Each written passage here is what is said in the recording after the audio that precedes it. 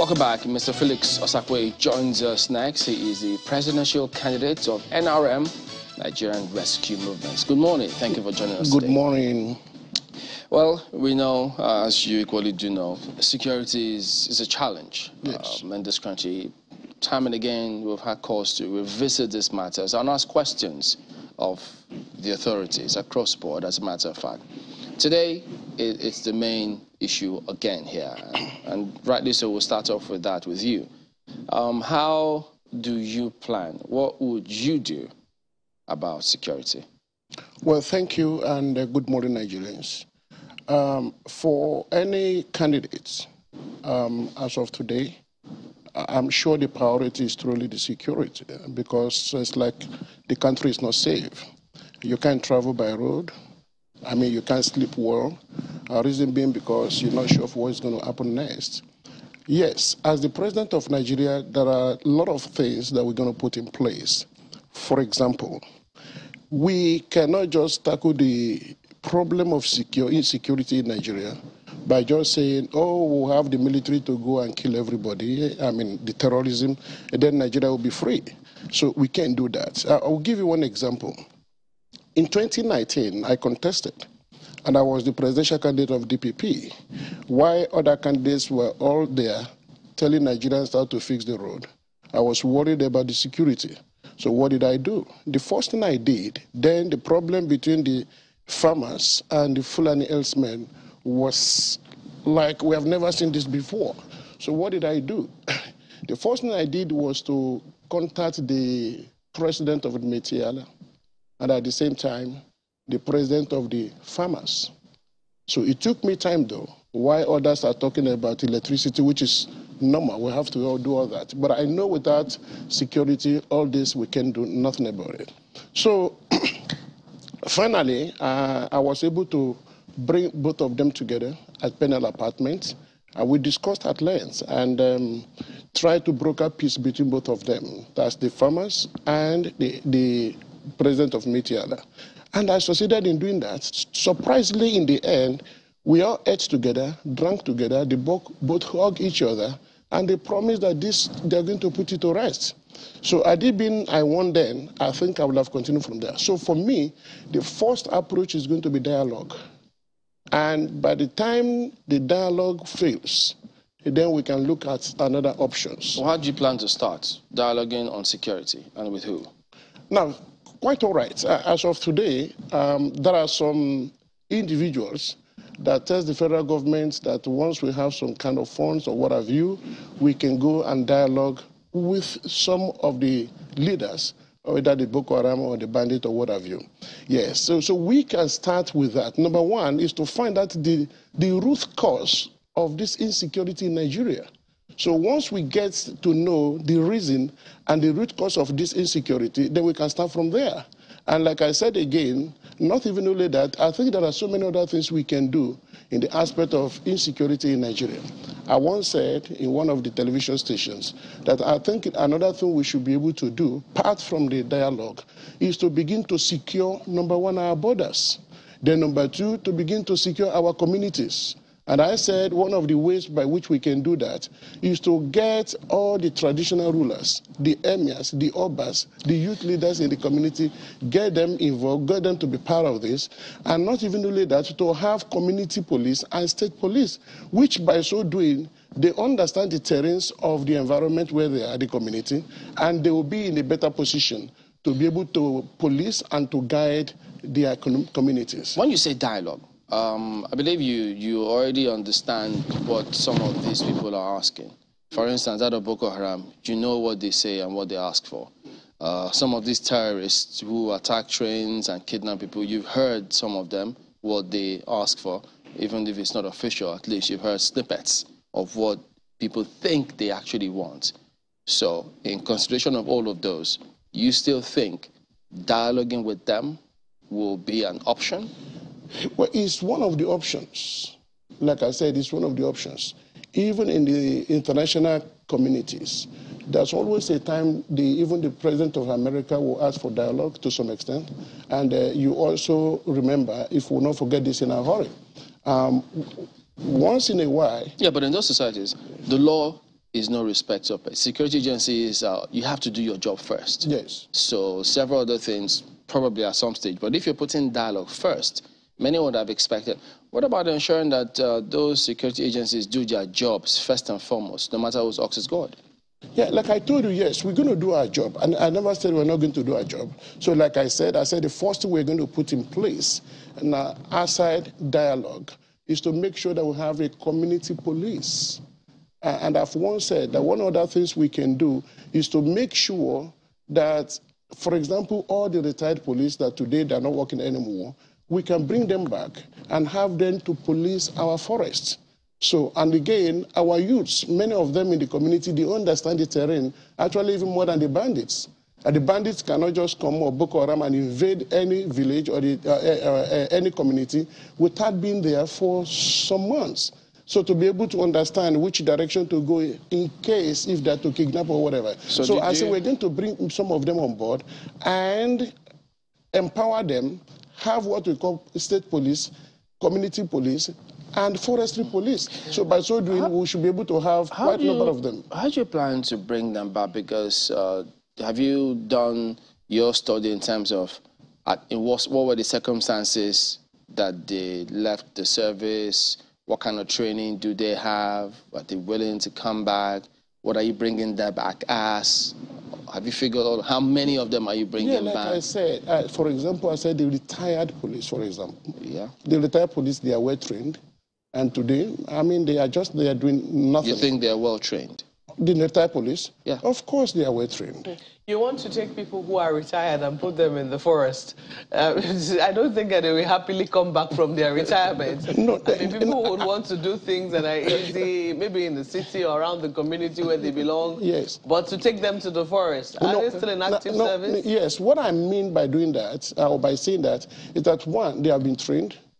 For example, if they see any suspects in the forest, they should be able to know that this guy is not a normal person. You know, the point I'm trying to make is when people look forward to their retirement, especially if it's going to be a relaxing one. If they put in maybe 35 years of service or they're past the age of 60, they're looking forward to a softer life, let me put it that way. Yeah. And then you now say, oh, no, we're bringing you back and we're taking you to the forest. Now, again, we're talking about something that is going to be acceptable? We're talking about the security of Nigeria, though.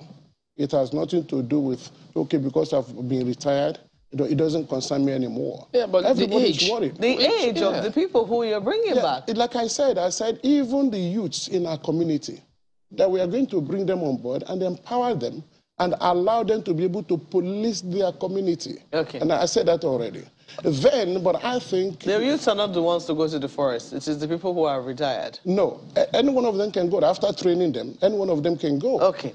At least to be able to police our forest, that's what I'm saying. Okay. And that is where the Boko Haram or the bandits, that is where they're camping. So that's what I'm saying. So I would like to ask you more questions as to why it is that you're in the race again.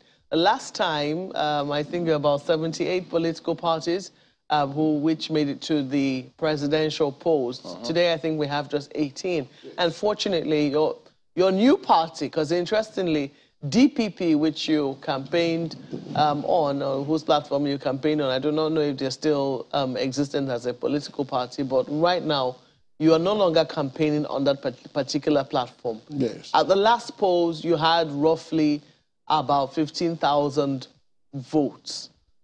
Realistically speaking, some people will say that that is not very reflective of the kind of votes you should be getting if you're going to be making it as president of Nigeria. Right. What do you hope to do significantly different for people to know about your political party? Because this is January. And if you ask a number of people, the chances are very slim that they know you or your political party. So what are you going to be doing differently to ensure that the results of the polls this time around are different and are in your favor? Well, thank you so much. In life, there's always a starting point. And 2019, that was the first time I actually contested. And I think I also did a little bit well, to the best of my knowledge. Of course, I started with SDP, then before DPP, and as an aspirant with SDP. And initially, we had 10 presidential aspirants with SDP, for example. And after the screening, only 5 left, myself, Donald Duke, Jerry Ganan, and 2 others. And, well, after the convention, there was a little bit of problem then before I moved to DPP. And now in DPP, 2019, yes, I got 15,000, a little bit more than 15,000 votes. Actually, it was 14,300. Yes, all right. So interestingly, out of 74 presidential candidates, I came number 17. For me, that is a good start for me. And now we talk about National Rescue Movement. Yes, it might be new, but as of today, I think National Rescue Movement has a very huge structure in Nigeria. For example, if you check with the INEC, we have 824 candidates as of today. That is not easy. So for any party that can produce 824 candidates for 2023 election, yeah, we can say it's a small party, but I think they have a very good structure. And so that we are working hard, and we're also consulting. We are doing one-on-one campaign. We are at the grassroots talking to people. The last time we went somewhere for consultations, more than 20,000 people came out there to receive us. Now, if this was about, we're still working on it. If this is about a starting point, and people would say that it would have been better for you to start from your home state, for instance, maybe to be governor, for instance, assuming this way about a starting point. But if you're looking at votes, the number of votes needed to win to become president in Nigeria, you're talking about being number 17 out of 78 political parties.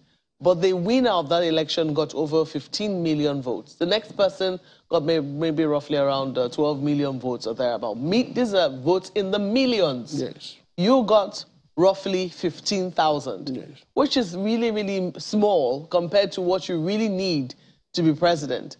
So I'm wondering, wouldn't it have been more realistic for you to have started somewhere at the state level or maybe the National Assembly, thereabout? Why do you seem to be insistent on being president? Now, very well, you are correct. Like we rightly said, there's always a starting point. But I'm also aware there are few presidents from other countries who have never been in the House, never been a governor before, and they tried all they can. In the end, I mean, they got it. Now, the most important thing is this. I think Nigerians should be able to know what we have and what we can offer in times like this. For example, even Shagari had never been in the House. He was never a governor. He was never House of Rep member, and he became the president. So it is doable. But what we are saying is that what we have and what we can offer and the structure of NRM as of today, I think we have what it takes to get there. And don't also forget in a hurry that most times it's God that appoints a king. Speaking about that, yes, you know, in your stint with SDP, you said God asked you to contest. I read a piece where you said God told you to contest. Was that right? Yes, of course. But then you've gone from SDP to DPP, now to NRM.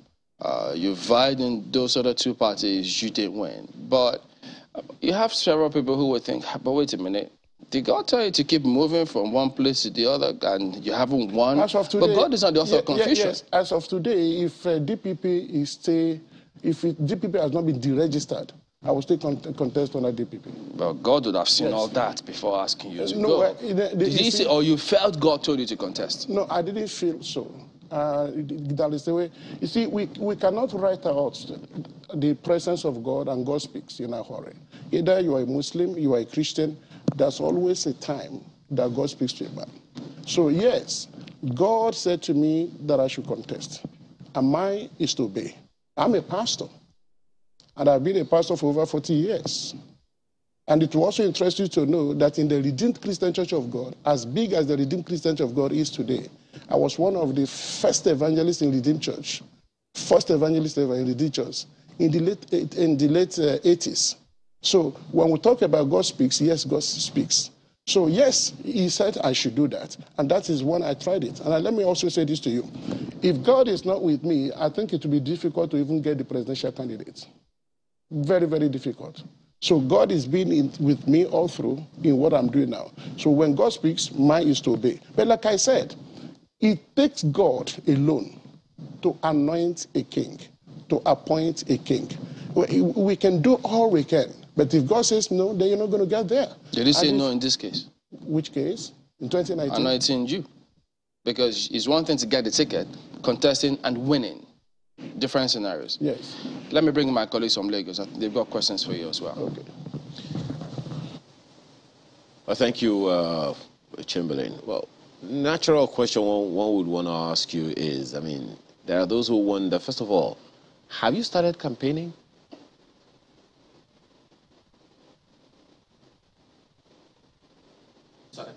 Oh, yes. We started moving, and like I said, our campaign is not like what the others are doing, but we started moving. We are more at the grassroots as of today. Because there are those who will be wondering exactly what are your expectations. What are your chances, I mean, given the way everything has been going? Now, there are those who say that this is a 2-horse race, a 3-horse race, or even a 4-horse race, depending on, you know, who you are listening to. Would you say you are one of those horses?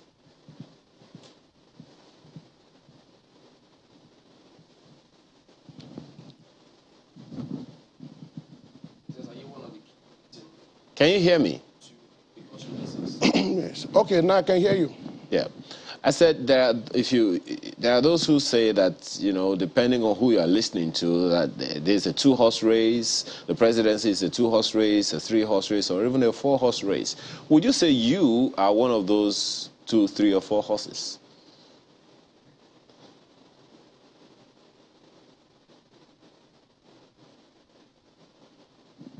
I'm not hearing again. Well, it's very interesting. Because, I mean, you said Yes. you could hear me. Go ahead. Yes. Yes, you're right. Today, we mentioned about APC, PDP, Labour, and maybe NMPP. I understand that.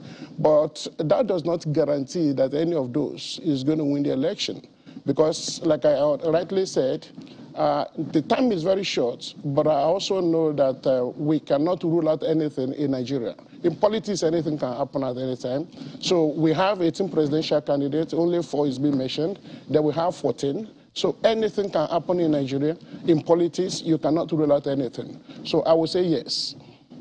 It begs the question again whether or not you have started campaigning, because as you said, I mean, these other political parties are making all of the noise. So many people are mentioning their names. So asking you pointedly whether or not you have started campaigning, and you're saying you have started somewhat, it means that no one is going to hear about you. So what are your chances then?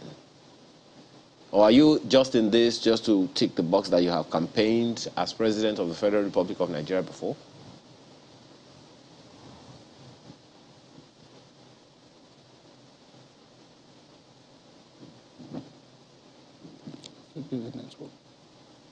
Please, I can hear you. Can you hear me now? Yes, I can hear you now. Okay. Do you really want to be President of Nigeria? Because if no one is hearing about you, it begs the question whether or not you're serious about the presidency.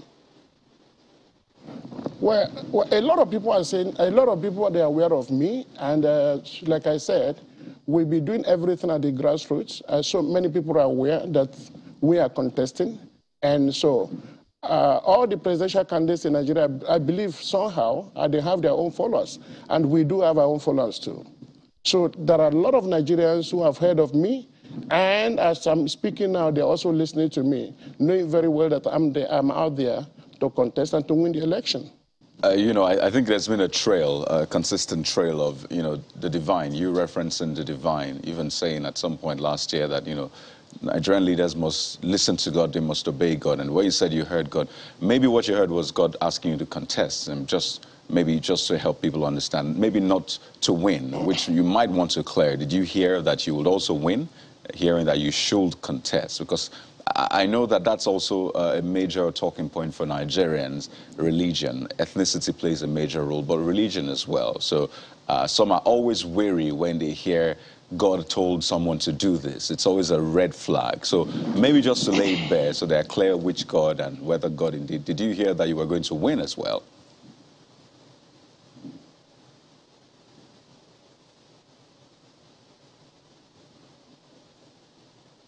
Okay, well, if I can hear you very well, yes, God spoke is one thing. And again, when God speaks, men elects. I want to make that very clear. So the aspect of God spoke, I think we should lay that to rest now. And now, even when God has spoken, it wasn't God that got the presidential ticket. I got the presidential ticket. So right now, as we speak today, we are in the race, and we're doing our very best to see that we can win the race. So the issue of whether God spoke or he did not, and we should put that to rest. And I think our focus now should be on election, on how to win this election. And I am saying we are doing our very best. We are doing all we can to make our name, to put our name out there, and for Nigerians to know what we have to be able to win this election. Well, we'll always interrogate these issues, especially when other factors are brought in. I mean, you'd expect that policies should be the key conversation, but having brought this up time and again, it's important to help Nigerians perhaps see through it or see your perspective on that. But we need to go to break in a minute, but let me just give you heads up on what we'll be discussing. And it's about the grassroots, which you said that you have gone to. The people know you there, which is the mode of campaigning you have taken this time around. So that's what we'll be discussing. Bear in mind that the latest figures we've gotten from the NBS says that 133 million Nigerians are multidimensionally poor. A lot of them in that grassroots which you talk about, which you say that you are in touch with. So that'll be our next point of conversation in a moment. So please stay with us.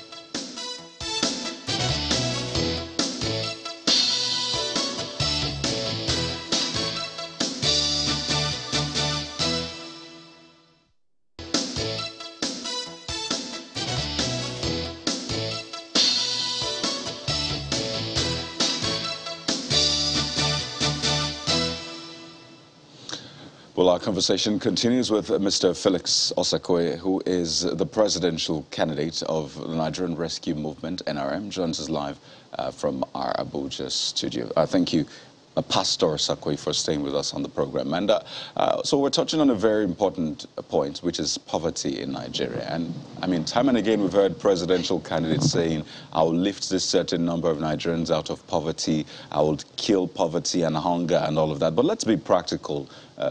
Perhaps for Nigerians this morning. And let me just give an example. So there's a certain individual in a rural area in Nigeria, maybe in the north-south, had to drop out of school because of challenges, funding and all of that, and took to farming. And currently this person has a family that has to feed off him or her, and the person falls in this poverty category, this multidimensionally poor category. What is your plan to lift that one person? I don't want to go 10 million or 20 million. That one person, which I gave the example, out of poverty, realistically, and over what period of time?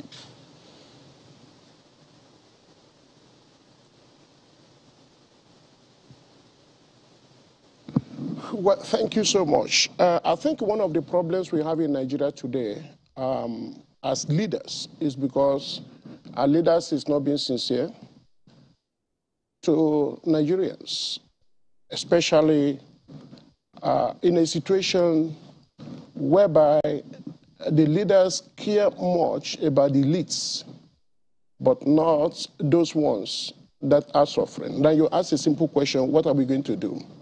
I think God has blessed us so much in this country that we need not to look for blessings elsewhere to be able to take Nigerians and those at the rural area to the next level.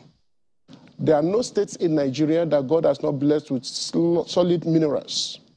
For example, like I said it before, what we have here in Kogi is more than enough to turn Kogi states and provide jobs for our youth, for those that are poor, even at the rural area. But for reasons best known to our leaders, they choose not to allow them to make use of the deposits that God has blessed them with in their state, in their community. There are no community, no local government in Nigeria that has not been blessed with one solid mineral or the other. And now, even in Kaduna here, as you know, we have precious stone, we have ruby, we have many of them in Kaduna State. If we tap into the resources in Kaduna State, I'm sure no youth want to come to Abuja looking for a job. Now you want to go to Ondo State, you want to talk about the bitumen in Ondo State, that is more than enough to take care of anything you can think of in that state, or you want to go to Osun State where there are gold and diamond, or you want to go to other states where there are a lot of uranium and all what have you that is even more expensive than crude oil. So I think we will be able to do something differently for what we're doing today. How do I mean? I mean we should be able to allow the community to make use of the blessings that God has given to them. Allow them to develop the solid minerals in their communities. And they can easily... Yes. Let me just bring this in, just before we go. There's a certain Abubakar Aminu Birchi. He says he's the secretary of NRM in Katsina State. And he says that you are not their presidential candidate, that you are a factional presidential candidate because you're on somebody else's mandate. Yes, I think that was a laughable statement. How do I mean? There was a candidate before I came on board. When he got the forms, I wasn't there.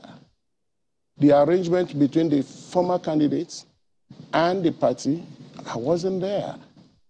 The arrangement between them about if you pay X amount of money and you cannot pay the balance until after the primaries, and then we will be able to replace your name. I wasn't there. Those are eternal arrangements. But when I came on board, there are a few things that I requested for. Number one, can I see evidence that the former candidate has withdrawn from the race, or there was a commitment that if I don't pay the balance of X amount of money, then you can replace me with another candidate? I wasn't there. And they showed me that, see, he signed, and we are going to conduct another primaries. Okay, when they said they are going to conduct another primaries, I was there. INEC representatives were there. The ESCO, the NEC, they were all there. And the INEC witnessed the second primary, and I won. So that's all I know. But in the end, they actually went to court. They went to Federal High Court. The Federal High Court said what they're asking for is baseless. So they lost. They went on appeal. 2 weeks ago in appeal, they lost again. So I think that is a thing of the past. So if you go to INEC today, the chairman that you will see his name in INEC is the one that I'm working with today. So we don't know any other chairman. And then there's another secretary again. So the secretary you're talking about, I've never met him, I don't know him. So this is the authentic, we have the authentic chairman today and the secretary, which INEC can verify. So anything outside that, I think we shouldn't even be discussing that. We do know that if INEC doesn't put any candidate's name on the list, the only other thing that can happen is, unless there's a court judgment to invalidate that, that's what can happen. We do know that. Yes. But we're bringing this up because if at this stage and at this level you don't have their support, doesn't that take away from whatever chance No, I do have their support. But here he is disagreeing with you. Well, that's why we bring it up. Well, that is what he said. We don't know how many other people are along there, because we know politicians, yes, any advantage you can get, you grab it. Now, you're talking about one person or a few others that has been suspended from the party. Has he been suspended? Yeah, by the NEC and the chairman. I thought you said you don't know him. Who? I thought you said you didn't know this secretary. So how do you know he's been suspended? No. There was a NEC meeting. And openly, it's in the air. A channel came, or the AIT came, everybody came, when the national chairman actually announced that this guy has been suspended. I don't know him. He wasn't there. But we have the NEC meeting, and everybody was there, all the officials, the ESCO, everybody was there. And why he's been suspended, that was between the party and the secretary. The secretary that was also appointed by the party. So why he's been suspended, it's only the party that can say that. So you're saying that despite his suspension, he's still supporting you? Who? No, he's not supporting me. I don't know him. I've never met him. Okay, are you saying, I mean, what... We have today, we have national secretary today and the national chairman. So it has nothing to do with the fraction that says, oh, we will not agree because for whatever reasons, the candidate is being replaced. The point I'm trying to make is, the point you're trying to make is that your house is not together. No, there are a group of people who have been suspended If there are a group of people who have been suspended or whom you're trying to get out of the party, don't you need more people around you at this critical time? The house is in order. Even in the family, there's always a quarrel. In a family, there's always a misunderstanding. Between husband and wife, there are misunderstandings. Between parents and the children, there are misunderstandings. At times, the children will say, oh, I'm going out of here. That doesn't mean they are not going to come together again. Leave that to the party. This is party issues, and we know how to resolve our problems. Are you concerned about vote buying? How do you mean? Vote buying yes. During the elections, pre-elections, etc. Are you concerned about it? Is this something that gives you source for worry? Yeah, I'm not worried about vote buying. The reason being that Nigerians are wiser now, our youths are wiser now. So I'm sure that Nigerians will not allow anybody to buy them over. It's not going to be business as usual anymore. So I'm not even really worried about that. I think Nigerians are looking for a credible candidate that can take them to the next level. So I'm not worried about vote buying. All right. So what about your own balance of the payment? Did you fulfill your own balance of the payment? Yes, I've paid. Oh, okay. But why do you have to pay for all of this? Because people look, you pay your way to get the presidential slot. I don't know how, when you say pay your way, what does that mean? You said you paid your balance. What balance did you pay? That's what I mean by paying your way. If you want to contest as the president, you get your nomination form. And you have to pay for your nomination form. Is it just nomination form? That's what you have to pay for. After paying for your nomination form, you are good to go.